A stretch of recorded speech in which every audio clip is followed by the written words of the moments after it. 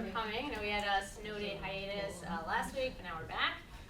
So for the shir today, I thought continuing in our discussion of troubling texts from the Torah, we would talk a little bit about war, or war and ethics. So I think the title here is From Sefer Yeshua to the IDF, War and Ethics in the Torah. So that's all I have a chance to kind of discuss and debate together today. I think war and ethics is something very interesting and very fascinating that comes up a lot in Jewish tradition. The big question, I think we'll see not just in Torah sources, but also in secular sources, is how do we view the debate, or how do we view the relationship between war and ethics? Do we say that ethics in general are almost suspended during war? It's almost like a shot at clock, almost like an emergency situation, and anything goes? Or do we say, no, there are actually laws that should be legislating how we act in war, and there still can be certain acts that are kind of not allowed or off the books or anything like that? So we'll have a chance to see how exactly this comes up and how exactly the Torah sources work with the secular sources based on ethics. Something that's interesting just to kind of frame our discussion. So in 1993, there was an Israeli journalist, I think his name was Shlomo Yatar, and he published an article in an Israeli newspaper saying, a secular journalist, saying that in Israel, they should no longer teach Sefer Yehoshua in Israeli public schools, which is interesting, caused a lot of controversy.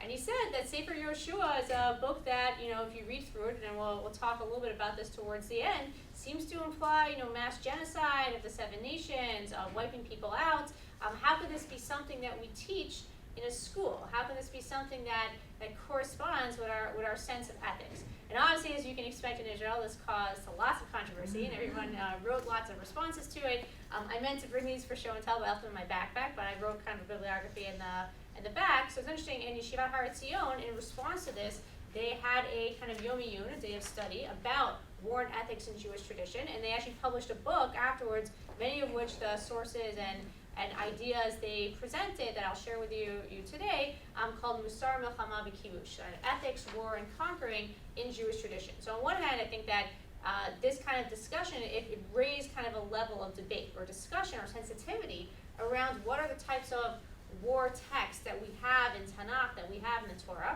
How does this correspond to ethics today? Something that's interesting is for, after the time period of Tanakh and maybe the Rambam, for a long period of Jewish history, any type of law or legislation surrounding war was purely hypothetical, right? We were in exile, we were subjugated, we didn't have kind of agency of our own.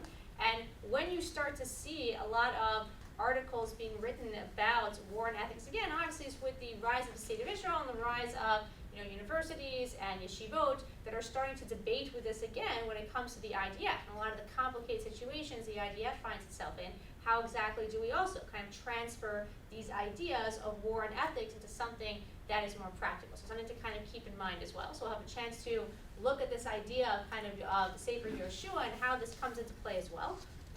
The other idea is we do see in Tanakh lots of instances of combat and war.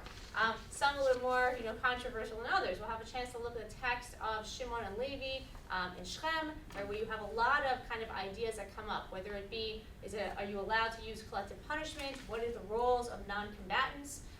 Again, how exactly using force as a deterrent, is that something that's allowed or not? So we'll have a chance to kind of break down that text as well. And really the main question that we're here to discuss is are there rules, or which rules, if any, govern the way we are to do battle, or we are to wage war, both in secular and Jewish tradition.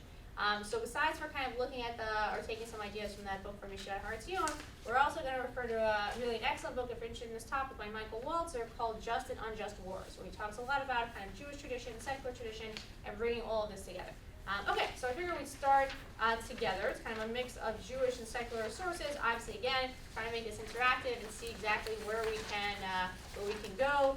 I don't promise any answers, but at least we'll have a chance to kind of debate the question a little bit more. So, if you look on the first page, this is kind of just a way that Michael Walzer sets things up, legalistic or in kind of philosophical terms. There's really two main questions that we are trying to figure out here. One is, and you can kind of like the Latin terms about jus ad bellum. When can you fight a war? When are there legitimate reasons to fight a war? Is there such thing as an illegal war that can be waged, or a legal war? And how exactly do we see that in the Torah? And the second one, which we're actually going to begin with, Jus in Bello, which is how to fight a just war. What types of weapons can you use? Who can be targets? So those are really the two separate questions. When are you allowed to fight a war? And then once you're in the war, how are you allowed to fight it? So we're going to start with the second one. We're going to start with the second one first, and we'll have a chance to kind of break this down. So the second one, talking about do ethics apply in wartime? So Michael Walzer in the source number 1, he kind of gives 4 different ways you could view the juxtaposition between war and ethics. And we can almost see this as a scale, going from very extreme to a very more liberal kind of sense of viewing it. And again, just to kind of show the 4 different sides, he says, on one hand, right, the war convention is simply set aside under the pressure of the utilitarian argument, almost the sense that if it's a pressing concern, once you're in war, this is almost the extreme situation, this is sha'atcha, and we almost press pause on what would normally be our sense of ethics when we come to fight war. 2, the convention yields slowly to the moral urgency of the cause. The rights of the righteous are enhanced and those for the enemy is devalued. 3, the convention holds and rights are strictly respected whatever the consequences. And 4, the convention is overridden, but only in the face of an imminent catastrophe. So as you can see, it kind of shifts, right, from going to, we press pause on all kind of rules of ethics when it comes to war. The most important thing is to win. As we slowly kind of move down, it's like, okay, it depends on the moral urgency of the cause, right? How much on one hand do we think that the cause is just? Maybe that allows us to weight things a little bit more in our favor, even though perhaps it's not ideal. The other extreme, right, number 3 is no. Like no matter what the consequences are, we hold strongly to our values, to our ethics, even if this puts us at a disadvantage. And 4, we say, okay, like we'll override it, but only if it's imminent catastrophe, sha'atcha, an emergency situation. Then maybe we make exceptions. Otherwise, we wouldn't be willing to do this. I thought this is an interesting way of kind of breaking it down. And as we have a chance to look through the different sources, especially the text from the Torah, from Tanakh, I'm wondering if we can kind of play it back into the source and try to see, which approach are they taking? Are they pressing pause, or are they kind of allowing more of a or are they pressing pause to allow kind of more leeway in how you fight, or the opposite? Are we saying no? We're going to hold true to our ethics no matter what the consequences. So I thought an interesting way to kind of start this off would be with the question of civilians, which is actually a pretty complicated one. How do we view civilians in war? Is there such a thing as civilians? Yeah. What is he using as his ethical guide? Walzer. Pardon? For Mike Walzer. What is he using as his so ethical I wish I would have brought the book. It's in my teacher's room. I can show you after. But it's kind of a long book. He's really taking a lot from different case studies from different wars and different kind of philosophers that bring up ideas as well. So, but we'll see as we go through. He brings a lot of examples, kind of like different wars that happen, and he brings examples actually from Jewish missions as well. He shows all sides. Yeah, exactly. He's trying to show both sides. Okay, so war and civilians. How exactly do we view the role of non-combatants? So what's interesting is just to start off with some text from the Torah. We know from the source number 2 of Bereshit, right? We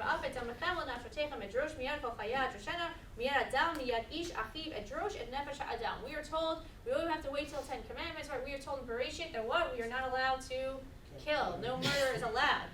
However, this is the ethical question, though. What do we call killing in war? Is killing in war murder, right? But it's like allowed murder. Is killing in war not considered murder at all? It's a different thing, because we press pause on the ethics. Are there some types of killing that are okay in war, but others that are not? So how exactly do we frame this out? So what's interesting is the Netziv, in source number 3, the Emek Davar, he actually takes a little more of an extreme view, and he says, he's quoting, commenting on this pasuk that we just saw. Masha'ein ken b'shat ha'melchama ve'etz l'sno, az etz laharog ve'ein onesh al ze klal. Kizeh yesod le'olam, afilu melech b'Yisrael mutar la'asod melchamet harashut. We'll talk about what that is later. Apal gav shekama me'Yisrael yehargu al zeh. So according to the Emek Davar, the Netziv, what is he saying about murder in the time of war? It's okay, that there is no such thing as murder in the time of war. He even talks a little bit after that, like that's why perhaps a king is allowed to initiate a war, knowing that Jewish soldiers or soldiers in general will be killed, because there is no concept of murder in war. So fascinating. I think if you, we'll see other sources as well, but if I think we apply this back to the 4 different, cases or general descriptions that Walzer gave earlier, which one does this seem to be? The faculty meeting will begin in 5 minutes in the Beit Knesset. Okay, yeah. Pardon? Number 4, right. The convention is overridden, only in the face of imminent catastrophe. Interesting. Anyone have other thoughts? If you want to tie it back into that. But I think it's really interesting to think about this concept, right? Like, is there at all this concept of civilians, or do we say, or murder or anything like that, or do we say no, war is almost its own game with its own laws? So if you turn the page over, even working within this concept, we'll see that it is not really simple at all to figure out how we define a civilian. So Walzer gives kind of an interesting, I did this actually with students a while ago, so there's bullet points, but I left the questions out there interesting to think about as well. But Walzer kind of talks about over here, right, in the course of an aggressive war, a soldier shoots another soldier, a member of the enemy army defending his homeland. This is not called murder. Neither man is a criminal, so both can be said to act in self-defense. We call them murderers only when they take aim at non-combatants, innocent bystanders, civilians, wounded or disarmed soldiers. If they shoot men trying to surrender or join the massacre of inhabitants of a captured town, we have no hesitation in condemning them. But as so long as they fight by the rules of war, no condemnation is possible. So here Walzer kind of expanding what we saw, right, with Netziv. It's not that there's no killing at all, that you can just go in and hurt civilians, but there are rules, and it's not considered murder if you're following the rules. But the question is, right, what are the rules? And that's where it gets very complicated. So Walzer, in other places in his book, he brings a lot of interesting examples that are very complicated. For example, do we say that what makes you a soldier is the uniform? So he gives an example, what if a soldier has taken off his uniform? Or he gives an example of, I think this was from World War II, people came across some German soldiers and they were going to the bathroom, right? So if they're still wearing their uniform, but they paused their kind of act of violence. So if someone's almost pausing from being a soldier, is that fair then to kill them, right, in that situation or not? Or also where it gets kind of more complicated again, right? Everyone is in some of the distinctions, right? What about an off-duty soldier? What about someone who works in a munitions factory, where they're helping the war effort?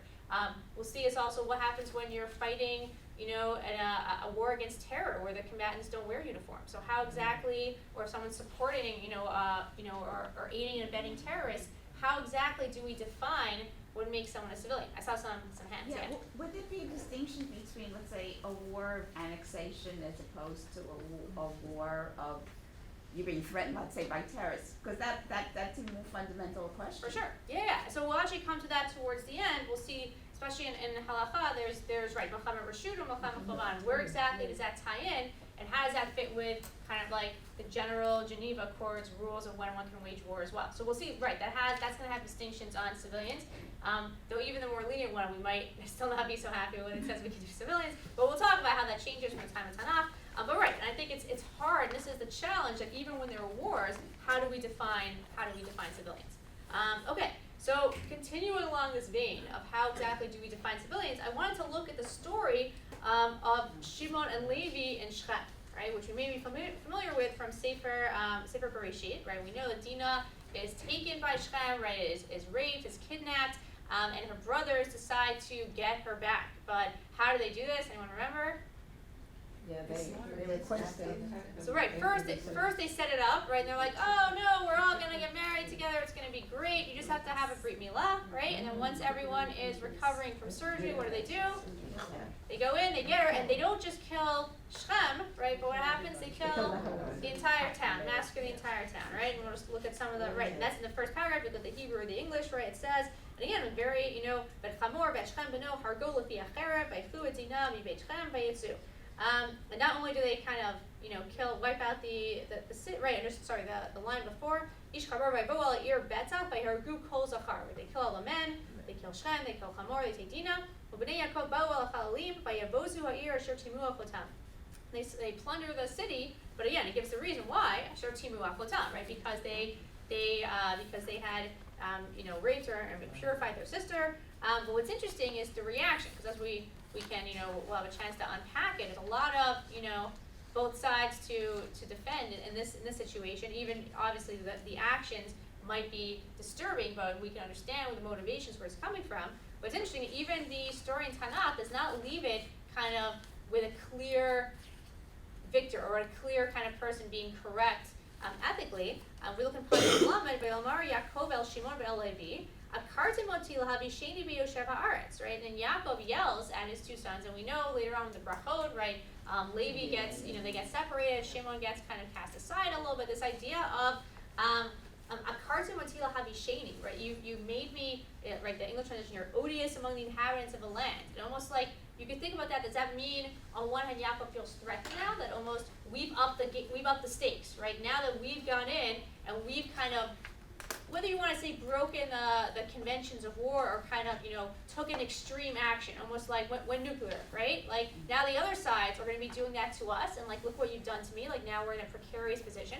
Or perhaps you could even read it as, what have you done to our name? What have you done to our reputation with taking an action like this? But what's interesting is at the same time, who gets the last line, the last word in Pasuk Lamed Aleph, Vayamru, Kazona Yaset Achotenu, like, is this how our sisters should be treated? And then the story just ends. Which is interesting, right, that like, showing, I think, the complicated sides to both these motivations. So I think what's interesting over here is, again, that like, how exactly do we view the role of the civilians here? Were these civilians people that were killed by Shimon and Levi? Was that justified? Was it justified to use force as a deterrent in this case or not? Did they break the rules of war? Is this something that needed to be done? And again, unclear, right? How exactly we frame this out. Any thoughts or reactions on what you look over first? You can share something as well. You mentioned using this as Shimon and Levi using this as a deterrent, but that wasn't my impression. My impression was it was an act of revenge, and I think. Which is a little bit harder to. Whereas Yaakov was trying to think longer term. For sure. Right. No. Again, is this just like a passion, like they're just taking revenge and that's it? And they had to even the odds, or is it something kind of that was more strategic? So again, But Yaakov's not concerned about the ethics here. When he's saying he's just more worried about the repercussions. Right. So there, I mean, everyone's looking to Yaakov to see is this right or wrong, and Right. it looks like he's does not. he step up or not? Right. No, for sure. What's interesting, if you turn the page over, Hirsch talks about this also. I gave you the English translation here, and he kind of tries to show both sides. Here we'll start. He talks about again how they killed everyone. So we'll start from here. We'll just read through it. Now the blameworthy part begins. Had they killed Shechem and Hamor, there would be scarcely anything to say about it. But they did not spare the unarmed men who were at their mercy, and went further and looted, altogether made the inhabitants pay for the crime of the landowner. Right. So that's the question here. And for that, there was no justification. So it first kind of comes down partially on that side. At the same time, their one answer gives their whole motive. Shechem would never have allowed himself to act as he did were it not a question of a foreign, friendless, forsaken Jew girl. That was the thought that brought home to the minds of Shimon and Levi that there are times where the family of Jacob too must grasp the sword. They wanted to make themselves feared so that nobody would attempt anything similar. But nevertheless, they went too far to take revenge on innocent people. So again, kind of questions here, right? That like, was this a crime of revenge? And this is something that might be hard to justify. Or the question over here is if you read it as Hirsch does, their motivations, right or wrong, was to create almost this deterrent that even by using civilians and by specifically targeting civilians, Faculty meeting is starting now in the they're big going to make Knesset. sure that nobody messes with the house of Yaakov again, and this kind of tremendous show of force. And again, how do we view this? Going back to Walzer's four options, right? Is this something that's like it was like a shahat chak that we have to, extreme circumstances? Or is this, again, just something that you could criticize and say, no, like, this is not something that they should have been doing. There are other ways to establish oneself in one's territory, But in any war, there are civilians that are going to be affected based upon what the leaders of a country or whatever decisions they make to go to war. There are always going to be civilian casualties of that, so I'm For not sure. sure. No, I think that's an interesting question. It's actually a good segue as we kind of look at the next examples of, if we take that, and I agree with you, that's something that's granted, civilians will always be affected in the war, but the question is, how much can we target them, right? Or how much can you use them or use their suffering or use their targeting as a way to increase your position and win? Is that something that's allowed, or is it that collateral damage, if it happens, it happens, if we're not aiming for it, or is it something that we're allowed to kind of use? So to show kind of an extreme view, and again, these are all taken from times, right, where the Jewish people were not in a position of, this wasn't halakha l'maaseh, right, at this time. So if you look at source 7, the Maharal, in his commentary on Rashi and the Gur Aryeh, he almost says over here, let's read through it first, and then we'll see what we think about it. And he says, we'll start from the underlined part. He's talking again about Bnei Yisrael fighting the Knanim. L'fichach hutar lahem lilchom kedin uma sheba lilchom al uma acheret dehitira haTorah. This goes down to the bottom. Kevan miklal amhu utarin likach ligmatam mehem. Kevan shayu be'ota uma she'asar ra lahem utarin lavo alehem lemilchama. Right. What the Geraria seems to be saying over here is that when it comes to war, you don't really have this distinction of civilian. What does he say over here? You have what? You have nation versus nation. And if you're part of that nation, if you're on the other team, your definition is not civilian. Your definition is you are part of that nation. And there isn't kind of a distinction, which I think is, I was very surprised, right, when I first read this, a very kind of extreme, where again, we're not getting into, don't worry, like halacha and masa yet, but again, almost like an extreme approach. But on one hand, I think it raises difficult questions, right? We said before, sometimes it can be very easy to define when you have a soldier wearing a uniform, when you have a civilian who's, in a village, right, and who's not doing anything, just trying to get water or doing their own thing.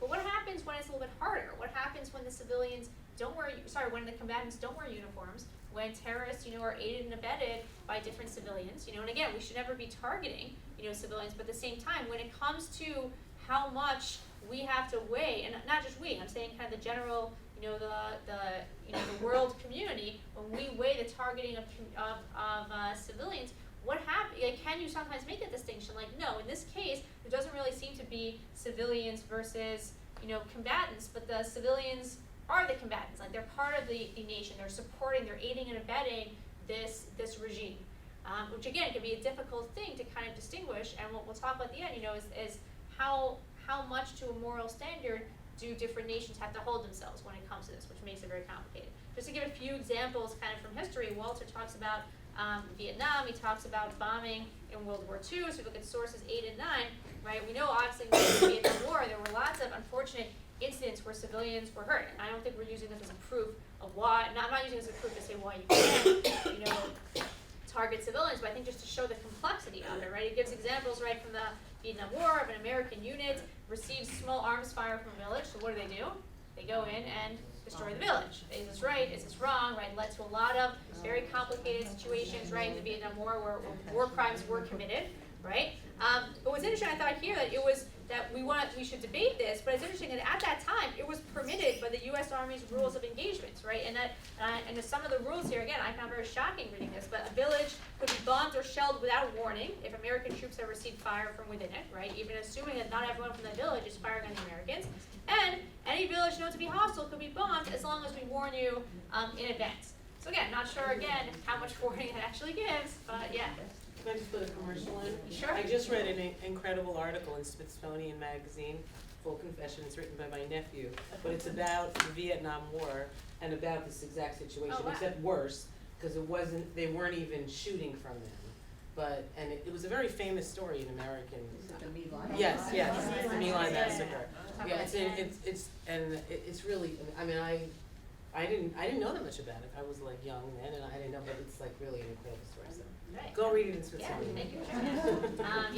And again, I think something, right, the Vietnam War, a lot of, right, the literature talks about also, was it like a race issue also, people, right, a lot of the propaganda demeans the other side, and I think we have that sometimes when it's people who are, the people who are fighting are from different cultures, right, and there is sometimes a certain element of like, how do we see different people, how do we see people, as equal or as not. I think a lot of that led to a lot of the, some scholars will say led to some of the atrocities that happened in the Vietnam War. But again, right, sorry, so it's like, right, this question of civilians, right, is very complicated, yeah. That was guerrilla warfare, so Right. they might have thought that town really had, Well, that is what Sure. their, at Yeah. least according to this article, their leaders had told Right, them, right. and they said that they were the thing that I wonder Guerrilla most is warfare. that they were constantly feeling like they were watching their soldiers, their comrades, die, but there was never an enemy to shoot at. Right. There was, they never were fighting really. Yeah. They were just, all of a sudden, they would just get attacked or bombed, or they'd watch someone's leg. So they were so frustrated, and it was like an outlet for them. I'm not justifying No, it, of but course, and it was, yeah, and I think that's right. That's one of the Horrible. questions, right? When the combatants don't wear clear uniforms and you can't tell them apart, what do you do? And if we want to hold ourselves to be, an Orla Goyim and hold ourselves to a higher standard. It's like, how do we fight a war like that? It's right. It's very, it's especially when passions are high, and especially we'll talk about the IDF and things that they have to do. Just to show in source 9 though, situation was a little bit different, but also the decision to bomb the German cities, right? And you can think about this, or even the opposite, the Germans were doing to the British. But the idea again, as a direct result of the adoption of the policy of terror buying by the leaders of Britain, some 300,000 Germans, most of them civilians, were killed, and there's 780,000 seriously injured. Where he talks about firebombing of Tokyo, dropping the time bombs in Hiroshima. What had once been called indiscriminate bombing and commonly condemned was now required. The aiming points were to be built up areas. The purpose of the raids was explicitly declared to be the destruction of civilian morale. So this is something I think is interesting, where perhaps thinking about why some of these rules are in place. That at a certain point, one easy way to win a war is soldiers can rough it out, right? Soldiers can last for a long time. If you really want to beat the other side, you have to target the, well, not have to, but like one way to do it is to specifically target the civilians. So is this something that's allowed or not? And I think what's interesting here is it's not talking about, the village where we're not sure if this is the terrorist or this is the guerrilla fighter or not. This is where we are dafka going to bomb civilian areas, going back almost to the Gur Aryeh, right? They're part of the German nation, or they're part of the Japanese nation, so it's fine for us to do this if this is going to break the war down. But at the same time, is that something that is moral? That's something that's allowed? What happens if, again, as we said, like, is this something that's, for the greater good? So again, I think just to kind of bring these different things into civilians, it gets a little bit complicated. I think it's an interesting segue to talk about sieges and kind of the interesting halakhic concept when it comes to a siege, right? The very nature of a siege, as we said, is to use the civilians, to trap the civilians in the city, so they're the ones that, force the city to capitulate, right? It's not going to be the soldiers, so hopefully they can hold on for a little bit longer. But for sieges, you specifically want to target the morale by targeting the civilians. So it's interesting. Well, this is in the Shechad Ha'asin Ladat Ramban. The Ramban has a list of kind of mitzvot he thinks the Rambam left out in Sefer Mitzvot. And one of them he talks about is the fact that you are not allowed to basically have a siege. Fascinating. And what he says over here, right, the Mitzvah Hamishi, we'll skip to the bottom, right, if you're going to have a siege, you have to leave, here, Mitzvah Hamishi Shin Sabu Kishinet Sor Al Ir, Lahaniach Echad Min HaRuchot Bli Matzor. When you make a siege, it's fine to make a siege, but you have to leave one side wide open. So if people want to escape, they can. But then you don't have a siege. Exactly. Yeah. So basically, right? That yeah. But it could be just to capture that particular point, get the civilians out. Maybe that point is a very important. Okay. Right. True. But what I think is interesting here is it seems to be saying, in contrast to what we just saw about the policy right in World War II, is that you have to let civilians out, right? You cannot use them as a tool in order to win your battles, right? You have to give them a way out. Like if they want to stay and they want to take up arms, okay, then they're joining the dark side or whatever, right? You can fight them, but if they are, you have to give them an option to leave, to perhaps allow this distinction as well. And just hang on 1 second, just to show the contrast, right? In source 11, Walzer brings us again that actually there were German commanders who were not found guilty in war crimes for committing sieges, because having a siege is considered fine according to at that point international law. It's interesting, according to the Ramban, it's not. So just to kind of give a sense of kind of like general, of course you can have sieges in the world, right? But according to Jewish tradition, I thought even that last line, right, that we should learn how to behave with mercy with our enemies even during a war. Like we shouldn't lose our humanity. I think it's also just an interesting approach. I saw a hand, yeah. And don't we have such a powerful definition of Amalek that that's exactly what they did. In order to win the battle, they targeted For sure, the targeting the vulnerable. weak, targeting Right, targeting the vulnerable would be comparable to targeting or surrounding civilians in order to influence the For sure. the direction Yeah, no, thank you. of That's the a great, battle. right? It's a great kind of power, right? And we're supposed to not be fighting in that way, right? Of Amalek, right? So if you turn the page over, before we switch to when can you actually fight a war or not, and we'll bring this all together. I want to talk one more thing, just this idea of self-defense and assassinating terrorists, which is when we get a little bit more into practical concerns that come up today, kind of in the state of Israel that people write about. So for example, what happens if you have, this unfortunately happens a lot in modern times, right? What happens if you have someone who's set up their Hamas operative, right, who set up his rockets in Gaza on top of a school, right? So what do you do, right? On one hand, he's aiming, right, at a school in Sderot. But at the same time, to take him out, you know you're going to end up hitting the school, and you might end up injuring or hurting Palestinian civilians. So again, very complicated things that Israel has to deal with on a legal level. What's interesting now that from a Zionist perspective, now that we've come back, we have the state of Israel. There's a lot of kind of modern halachic literature written about these questions as well, right? Because for so long it was only hypothetical. Now it's also saying it's more halachic lamaz, and not that the army is, they're dealing, I think, more with the ethical aspects, but it is interesting these articles are being written. So to put it in a little bit of a halachic vein, on one hand, this idea of, what do you do if someone's going to fire at you from a different village or not? So this is something that, we should spend a lot of the grade 11 year here learning Masachet Sanhedrin, and it brings up this idea that the halacha of a rodef, right? A rodef, someone who is chasing you to kill you. The halacha is, right, in source 12, that if someone is chasing you to kill you, you're allowed to preemptively kill the person. They have a din of rodef, right? They're chasing you. You're allowed to kill them in order to save your own life, even if they haven't what? They haven't shot. Just to show, if they're showing that they're coming to kill you, you're allowed to take preemptive action. So I think it's an interesting thing just to put into our discussion when it comes to, terrorists who are hiding in civilian areas. And again, we could talk a little bit more about what happens to those civilians, but do you have to wait until someone else fires on you first, or can you take them out? And the other question also, you can think about some of the major wars Israel fought, right? Most famously in the 6-Day War, but a preemptive strike. Preemptive strike also, is that something where, who is being attacked, who is not? We might be firing first, but again, we're doing it because we came out, or because we came under pressure of war, or because we see the other side. If we wait too long, we wouldn't be able to do it. But again, this gets very dicey in certain situations. A lot of times, where the state of Israel is put in very difficult situations, and sometimes they also make mistakes. There's a very kind of infamous raid on a village called Kibbutz, right? Walzer talks about this also, that Israel launched an attack against a Jordanian village. But again, it seems that when they blew up all the houses, a lot of civilians unfortunately were killed in this incident. And again, there's a lot of times Israel will do things and they'll try their best, and there's other times when it's very complicated, and mistakes are made, and responsibility has to be taken, and just again, showing how complicated the situation is, and how do we balance things out. And again, like, how do we define these parameters of self-defense? And one thing just to bring into this as we wrap up kind of this section, and this section is the rules of warfare and the doctrine of double effect. So something interesting that Walzer has a formula, kind of what you have to think about before you're allowed to do this. And he calls it the doctrine of double effect, and we'll read it together, and I'll give a couple of examples. He says it's permitted to perform an act likely to kill non-combatants, provided the direct effect is morally acceptable. For example, right, the destruction of military supplies or killing of enemy soldiers, and the actor aims only at the acceptable effect, not at the evil effect, and the good effect is sufficiently good to compensate for allowing the evil effect. So I feel like we had charts, like Gemara has over here, right? So meaning, like, you can't specifically target civilians. That goes back to the siege halacha, right? You can't target civilians. But what can you do? If you have a goal that is morally acceptable, right? There's a terrorist sitting on that school firing rockets at Sderot, right? In that example. So that direct effect to take out that terrorist is morally acceptable, for sure, right?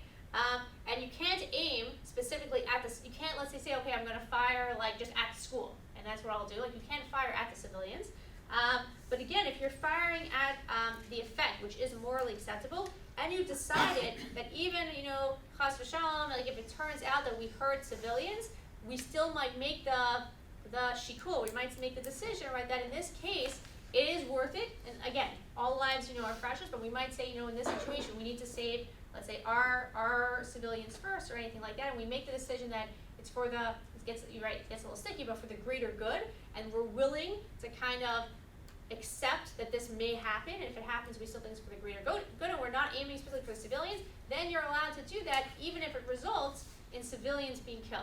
And again, there's always the question, though, of what's the impact that this causes. But again, this could be something that one, according to Walzer, one could use in kind of trying to figure it out. But already seeing how complicated it is, yeah. Is this doctrine based on halacha or the No, this is Israeli- like secular, so the philosophical. Israeli, judicial system? This is more, he's talking about, like, globally. Like, this is kind of like the ethics of, if you want to fight, hypothetically, a just war. Well, who made up this doctrine? I think he's like putting it together, right? So, like, this is like, if you want to, again, it's more the philosophical, according to the philosophy of war, this would be the most ethical way. Do different countries take this on? I think Israel does do to a certain extent. I don't know if this is exact. Israel has the policy of Tahor Nashek, right, and we are purity of arms, and be careful of that. But again, if he's trying to almost darshan it out, right, to figure it out, the situation, yeah. But the irony, I think, implied in all of these events where the terrorists deliberately ensconce themselves in a civilian location is based on the knowledge they have of us. They know we're gonna have a problem with this. Right. Because at the same exact time right now, there are many attacks going on all around the world, in Africa especially, where they don't care if they storm a school, they deliberately go in and storm a school. So we're put in this situation because they know that we have a problem with this. Right, it's the that's the challenge. I think, right? It's the opposite of the siege. Like they know that right. Some sides know that State of Israel or their moral armies right care about civilians, and then they try right. They're using that's the whole goal of using human shields. So you're trying to either way they'll win, right? Because Either way they'll win. right, either they'll fire on you or you'll lose the PR battle, which makes nothing.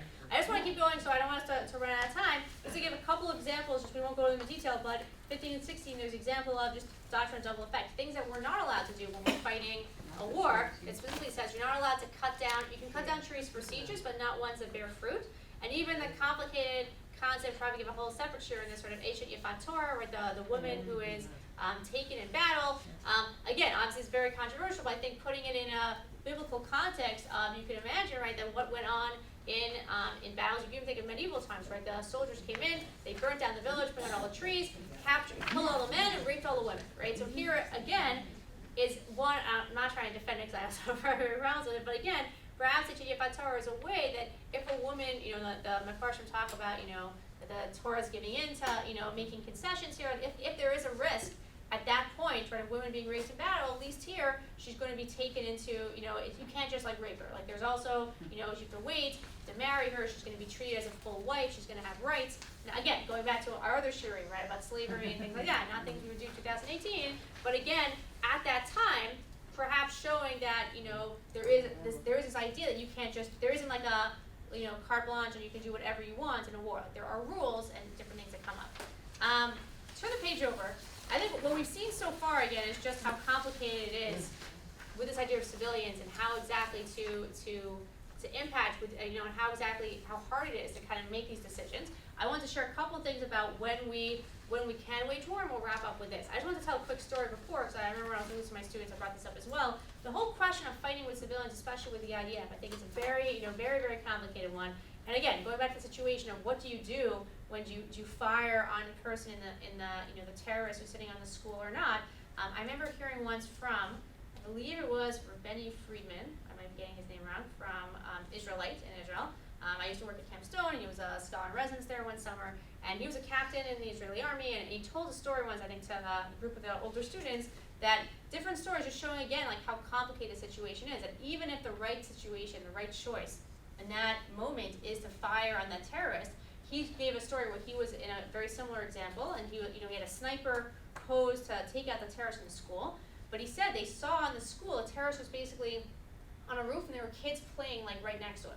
And he told his sniper, like, can you just take out that terrorist without hurting any of the other kids? And the terrorist said, yeah, and the Israeli sniper said, yeah, I can do it, he was that good, and he could do it. And I remember the rabbi saying that at that moment he felt, okay, so what's going to happen situation? We're going to take out the terrorists and no civilians will be hurt. Like, thank God, and we're good to go.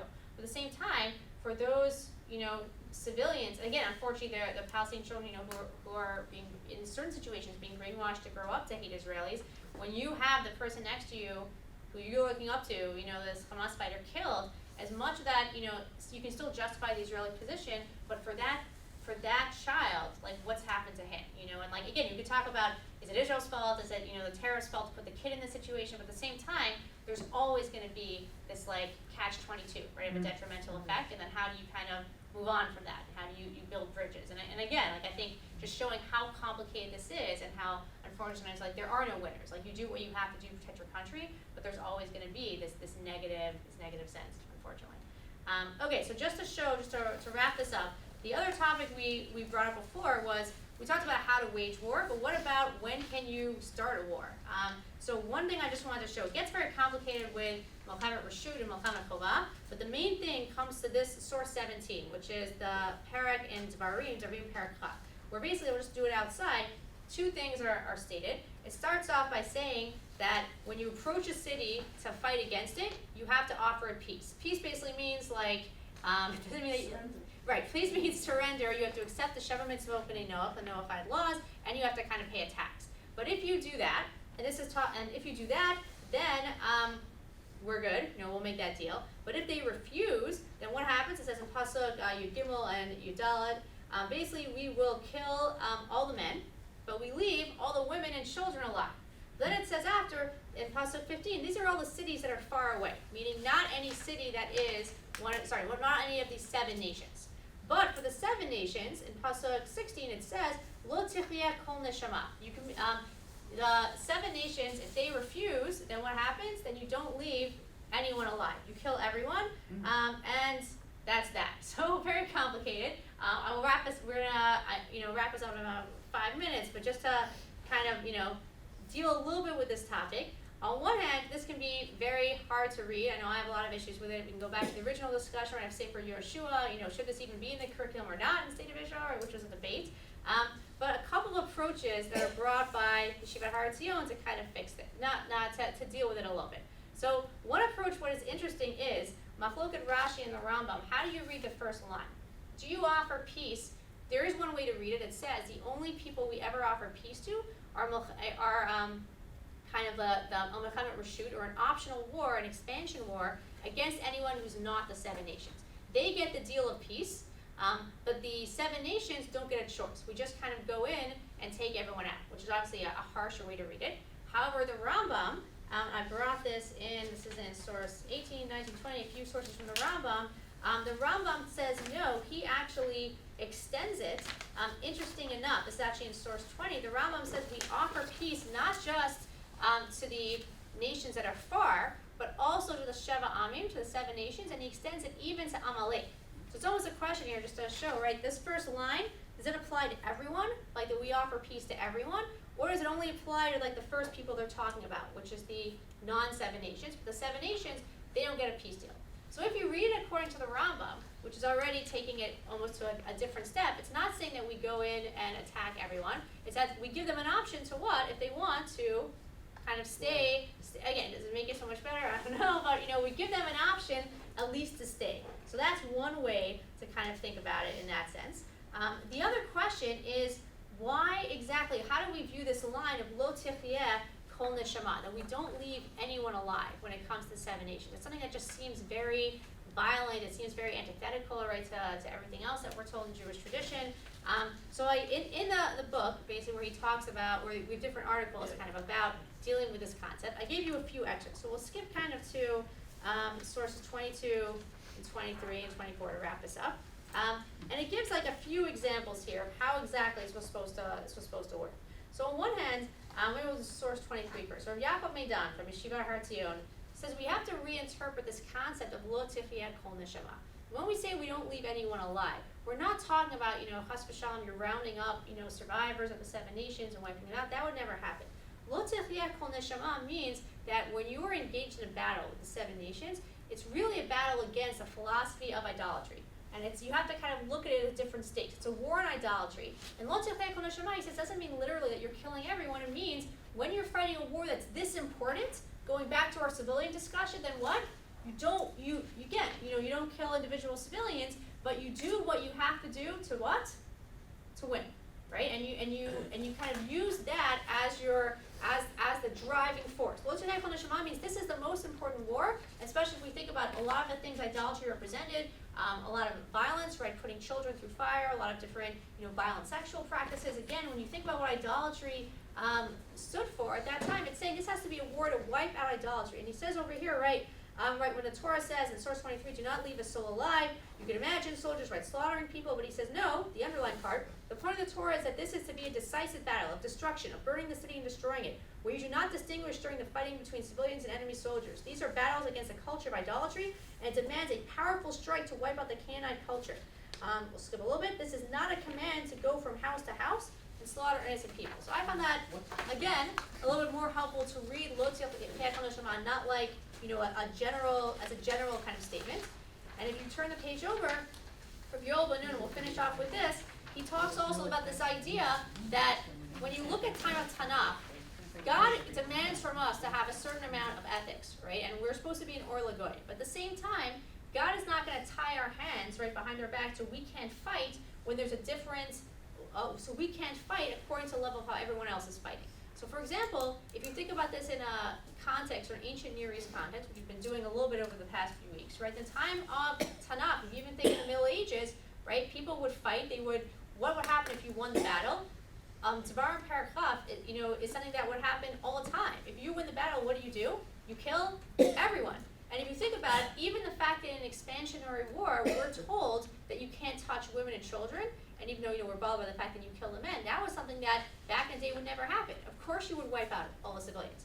So even here, Rabbi Yoel Ben Nun is saying that, God is almost saying, like, at that time period, we still have to hold ourselves to a certain moral level, like higher than everyone else. But at the same time, if we had held to the Geneva Conventions, in the ancient Near East and ancient Canaan, we would have been wiped out. There's no way we would have been able to hold our own. But as time progresses, right, and he talks about today, again, right, you can't have like an Israeli soldier look at Tanakh and be like, oh, I'm allowed to do this, right? Right, if the world holds the Geneva Accords and will actually keep them and decides civilian population is not part of the war, this obligates all, including the Jewish people, to hold by it, since the international obligation of the Jewish people involves a responsibility not to profane God's name. So an interesting idea as well, that kind of as times evolve, we can't hold ourselves to what Tanakh does. If we have to look for the bigger picture, right? It was telling us to hold ourselves to a moral standard. So as moral standards evolve, we then have to do what? Kind of advance and hold ourselves to the advancing moral standards as well. So again, we'll wrap up here. Again, I don't know if we've raised any answers, but it is a very complicated topic. I encourage you, if you're interested in this topic, I gave you kind of bibliography, different things to look at. I have one of the books, or I have them here. I'm happy to lend them if people want to borrow them. But again, lots of things to think about. And I think the last few things perhaps to take away from this is, one, as complicated as it is, and we can see how very complicated to define, where the Torah sources and modern ethics and how to balance that between us. But as well to think about, I think today, perhaps the silver lining, the fact that, after 2,000 years we have a Jewish army again, and these questions are no longer hypothetical, but something we need to struggle with and we need to figure out. Thank God these are the questions that we have. So thank you so much.